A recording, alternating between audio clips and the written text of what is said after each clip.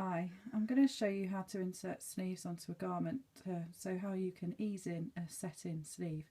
So this is my sleeve pattern, and before you start cutting out your sleeve pattern you'll need to be aware of a few things. So as with all sewing patterns, you'll find that you've got notches or markers such as these and around the sleeve head which you'll need to transfer, but most importantly, if you don't transfer all these markings you'll find it really difficult to put the sleeve in when you come to that point. So you've got a double notch here and a single notch here. So the double notch will mean that this is going to be the back of the sleeve, and the single notch to mark the front of the sleeve. You've also got 3 markers around the sleeve head, and that will help you to make sure that the sleeve is fitted in correctly. With this marker here, that's going to match to your shoulder seam, and these points here will match to points, corresponding points on the front and the back pattern pieces. So if you look here, you'll notice the double notch and this marker here, they're going to correspond on the back pattern piece with the double notch and the marker here, and the single notch and the marker here are going to correspond on your front pattern piece to the single notch and the point here. So do make sure you transferred all of those. Do it at the stage where you're cutting out, and it'll make things a bit simpler as we carry along. So now I've cut all my pieces out, I'm going to make sure I transfer all my markings. So for the notches, I'm just going to use the tip of my scissors and just put a snip just into the notch, and do that for each of them. So the same for this one here, just a single notch, snip, and then I could do the same on these ones here as well. So just putting a snip into there with the tip of the scissors. For the markings around here, you can use a snip again. I could just put a snip with the scissors, or I could use tailor's tack, or I can use a pen that's going to disappear or come out in the wash. So I've got one of these pens which should disappear in air. I could transfer the markers with that. If I want to do tailor's tacks to transfer these markings here, I've just threaded up a needle with a double thread.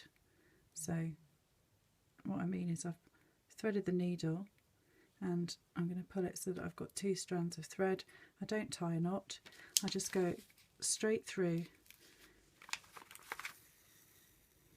the marker, leave a tuft of thread on the top, and then come back exactly in the same place, coming straight back through, or thereabouts. Oops. Leaving a loop of thread on the back, and then I'll cut that there. So I can do that around all the markings around the top. So straight through the marker, leave a tuft of thread on the top of the fabric, come back through exactly in the same place, leaving a loop of thread on the back, and then cut. So I've got tufts on the front and a loop on the back. So I'll just do the final one.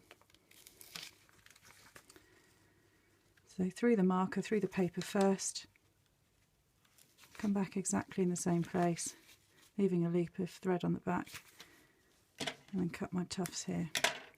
So I can do the same on the pattern pieces here, transferring that marking there, and on the back piece transferring this marker here, or I could use the pen instead.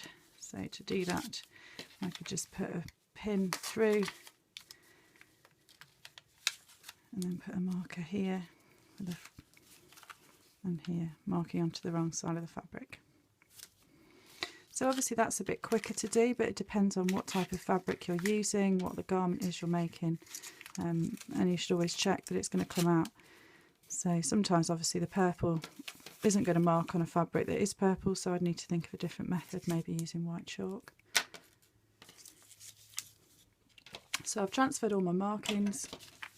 Make sure I've cut all my notches, so just a snip there, snips there, and also transfer the markings around the neck. So we're going to put a Peter Pan collar on and a neck facing, so I need to make sure that I've transferred all the markings around the neck to help me match up the pattern pieces for later.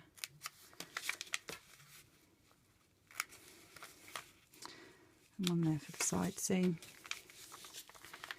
one here for the side seam, and I've done the ones on the sleeve.